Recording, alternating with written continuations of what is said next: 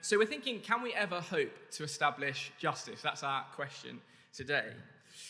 And as we get started, I want to ask a question to you. What do labour unions, gay rights groups, and the American Nazi Party have in common?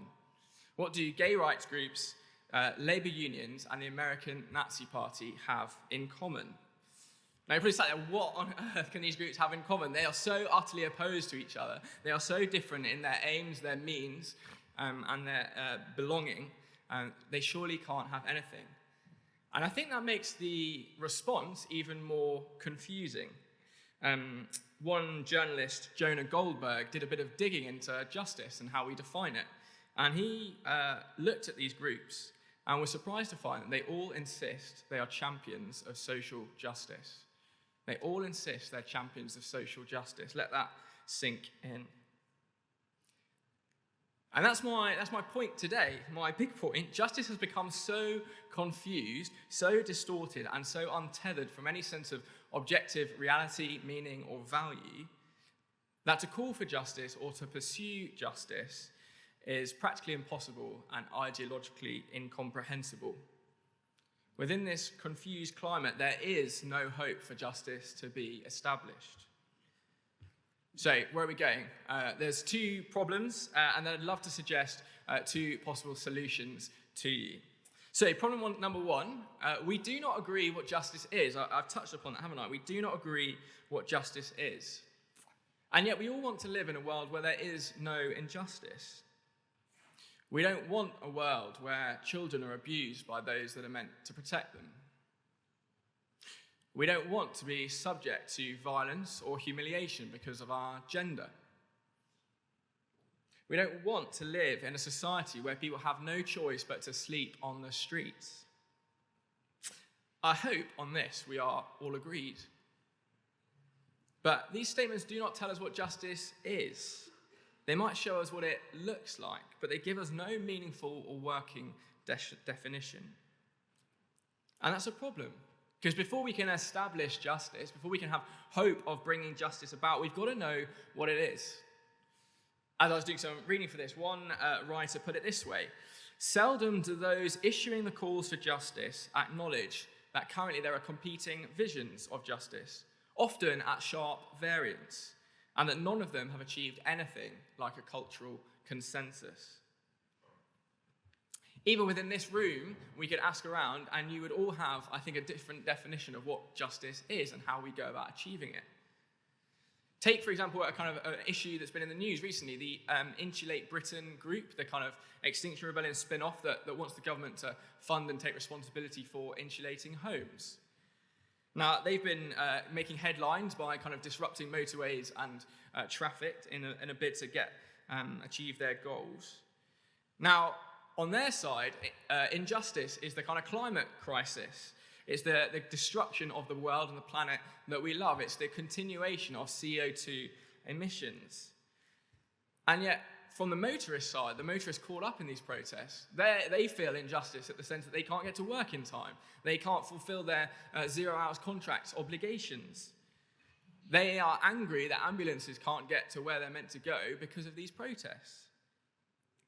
Both sides want justice, but as the news report that I was watching pointed out, both sides have different ideas of what justice is, and they're at loggerheads as to how to achieve it. It's just one example, isn't it? But it gives us a brief snapshot of our society more broadly, I think. People disagree on justice because of their ideologies, whether they're conservative or progressive, whether they're socialists or capitalists, whether they're libertarians or communitarians.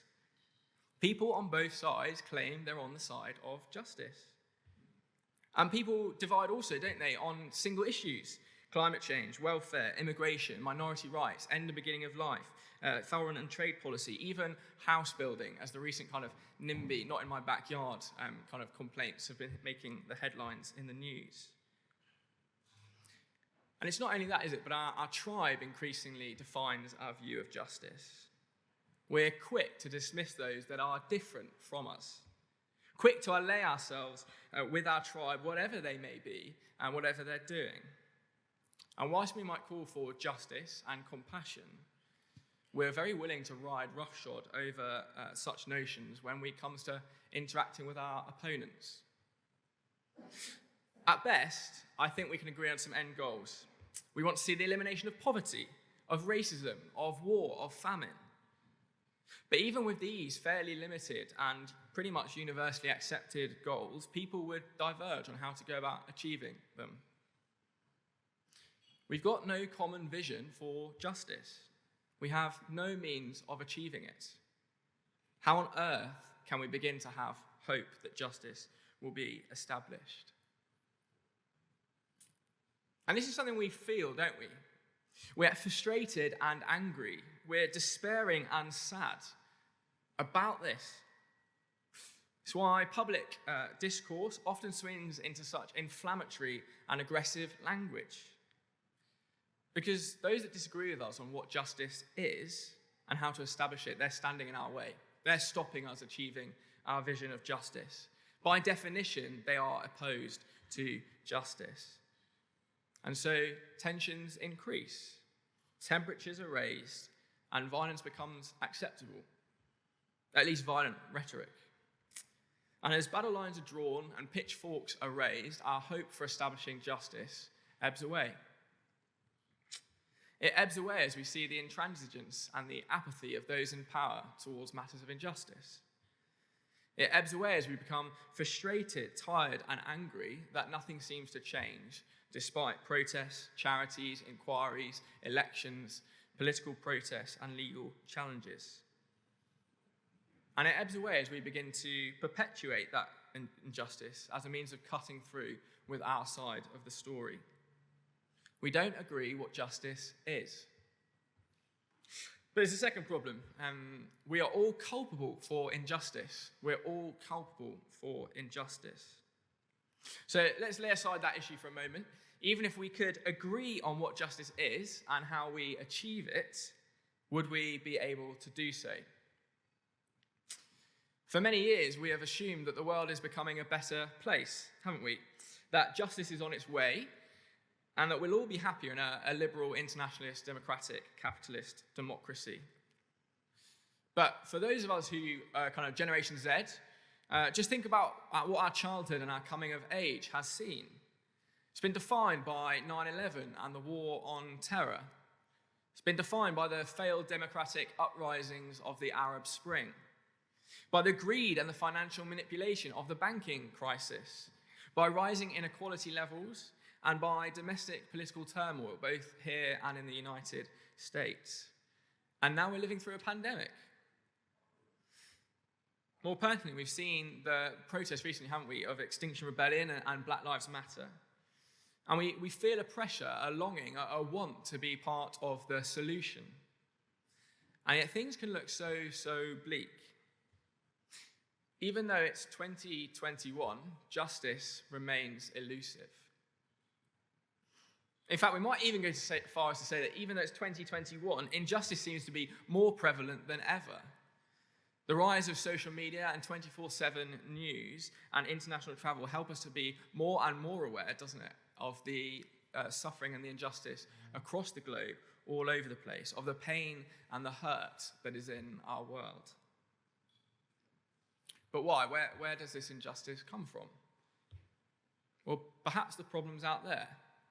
Perhaps the problem is the Tories, Donald Trump. It's big tech like Facebook or capitalist companies like Amazon. I think that's far too easy. That gets me off scot-free. Because if society was a manifestation of millions of people acting just like me, just like you, would we live in a world of perfect justice? And if you're anything like me, the answer to that question is pretty devastating. Maybe you don't believe me, but take, for example, the way that we call for multinational, international corporations to pay their tax. Well, yeah, at the same time, don't we go home and illegally stream the sport, steal from the work stationery cupboards, and jump on our friends' mothers, cousins, brothers, dogs' Netflix account to avoid paying what we owe? Or the way that we call for a kinder society, and yet we're very willing to get behind our keyboard and start spouting off abuse to strangers or even friends.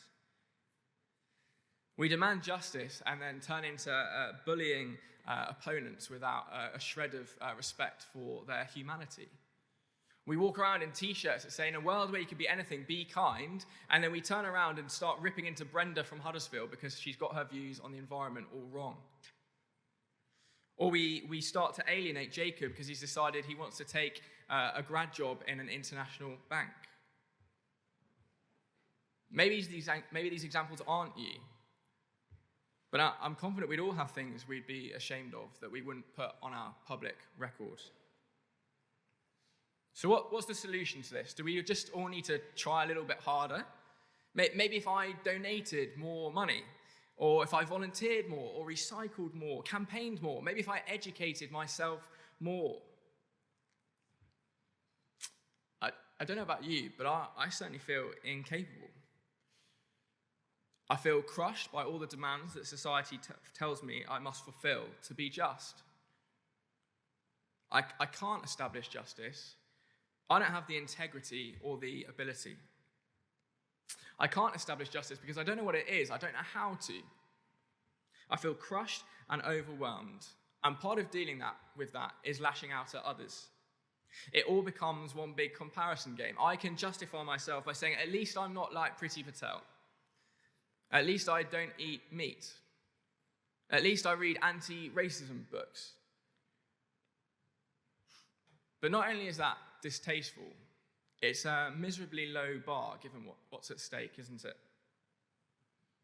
When justice is at stake, that's miserably low. So can we ever hope to establish justice? I think the answer is no, if it depends on us. We're all culpable for injustice. Pretty negative so far, but I want to suggest some solutions to you, some places where we can look for hope to establish justice. And our first one is that there is one who defines what justice is. There is one who tells us what it means to be just. So where do we turn amidst these competing claims and philosophies? Maybe your natural instinct is to go towards a scholar like Karl Marx or Foucault. Maybe we need to get in line with activists like Greta Thunberg or a movement like Extinction Rebellion. Well, I think all those problems that we've just covered apply here just as equally. We're in desperate need, aren't we, of someone or something to come along and define justice for us and give us a clear vision of what we're aiming at. But who, what, and where? Well, Christians, people in the Christian Union here, people who come to this church, believe that there is one who does know the answer to these big questions. One who has authority to speak on these big issues and has the power to achieve change and difference. A song in the Bible, a psalm, tells us this. By the word of the Lord the heavens were made, their starry host by the breath of his mouth. And a verse earlier it says, the Lord loves righteousness and justice. The earth is full of his unfailing love. See, the Christian God is the creator, the ruler of all, with immense power. He's the rightful king and judge of all, and he loves righteousness and justice. His word is right and true. He is a place that we can turn for hope to establish justice. But I've still not defined it, have I? So what do we learn are the standards by which we're going to be held accountable? What do we learn are the standards of God for justice? Well, when Jesus is asked what's the greatest command in the Bible, he replies with these words. Love the Lord your God with all your heart, with all your soul, and with all your mind, and with all your strength. The second is this, love your neighbor as yourself. There is no commandment greater than these. That's the way the Bible defines justice. And do you see how all-encompassing that is? Not just what you say, not just what you do, but your thoughts, your heart attitude. How easy it is to appear just, to look righteous in public, but to actually be so in every thought, in every word, in every deed, in every action. It's a high bar, isn't it? But imagine a world where we all genuinely treated each other like this, where we all related rightly to one another, where we gave each other what we would like to be given. That's the world that we would like to live in, isn't it? And yet, we can't do that. Injustice pervades in our society because it is pervasive in us. The Russian author Solzhenitsyn said this: "The line separating good and evil passes not through states, nor between classes, nor between political parties either, but right through every human heart." And I think this helps us understand why our search for justice is so unobtainable. Why after so many systems of government, so many charitable efforts, so many protests, our society remains broken and dysfunctional. The problem isn't the system, it's not the government. The root of injustice is found within each one of us. So there's one who knows justice, but secondly, there's one who will establish justice. There is one who will establish justice. Because you might have sensed, okay, we know what justice is, but that's quite scary, right? Because if it feels unobtainable, then I'm part of the problem. And I'm just waiting to be condemned. If I call for justice, I'm waiting to condemn myself. And I think if we're honest, we feel a bit of that pressure in society, don't we? Cancel culture, whatever you want to call it, gives us a flavour of that. One misplaced tweet, one unfortunate photo, one rash thought wrongly expressed, and you certainly get a feel for society's longing for justice. But as I said earlier, cancel culture is a way of expressing our own self-righteousness. By cancelling others, I show how just and virtuous I am. But the problem is I'm not. It's a right demand for justice, but one that no one rises above. That is all but one. The Bible speaks of a promised king, a servant who will not rest until justice is known across the earth. He will bring light to those in darkness, freedom for the imprisoned, and sight to the blind. Jesus says these words in one of his biographies. "The Spirit of the Lord is on me, because he has anointed me to proclaim good news to the poor. He has sent me to proclaim freedom for the prisoners and recovery of sight for the blind, to set the oppressed free, to proclaim the year of the Lord's favor." Jesus gives us a life of justice. He gives us a glimpse of what it might look like to relate rightly to God and neighbour, of what it looks like to live as God intended. He gives us a sense of the peace and the freedom that comes when one truly loves God and neighbour. We want that, don't we? But it was not completed. This was only a taste. And as Christians now, we await the day this kingdom arrives in full, when the Bible says that every tear will be wiped from every eye and all pain will cease. Can we ever hope to establish justice? Yes, because of this man Jesus. He's the one who does what we can't do. He is the one who knows what justice is and has the authority and the ability as God's rightful king to implement it, to live it out. So will you put your hope for justice in him? Because on the day that he returns to establish this just kingdom, to bring about this world with no more crying or pain, there's also going to be a great sorting.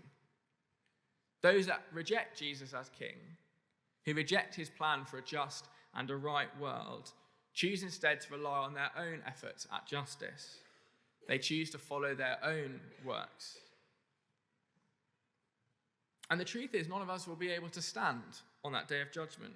We've already said, haven't we? We are all culpable. And yet there's hope. There's hope that we can stand on that day of judgment, because when Jesus dies at the cross, God exacts his judgment there and then on Jesus. The perfect, just king is on the receiving end of his own sentence. Our injustice, our evil, our inability to live as we should, all the judgment and punishment that should be mine, that should be ours, goes on Jesus. At the cross, our injustice is counted as being his, and his perfect life is counted as being ours. The Bible says this: he did this to demonstrate his righteousness at the present time, so as to be just, the one who eliminates all injustice, and the one who justifies, the one who takes unjust people and makes them righteous, all who have faith in Jesus. Injustice does not go unpunished. Evil is not tolerated, and yet there's hope for me and you, despite our injustice. For those that put their faith in Jesus, the judgment has already been done. The price has already been paid. He paid the price that I deserve to pay. He took the judgment that I deserve to sit under. He opens the way for us to enter into this kingdom of justice, that life that we all long to see, and to model that justice, serving our community, serving our world, serving our neighbors. Knowing the way to establish justice does not lie with us, but with him. Jesus crucified on the cross, who brings about justice and enables me to care as I should. Will you put your hope for justice in him?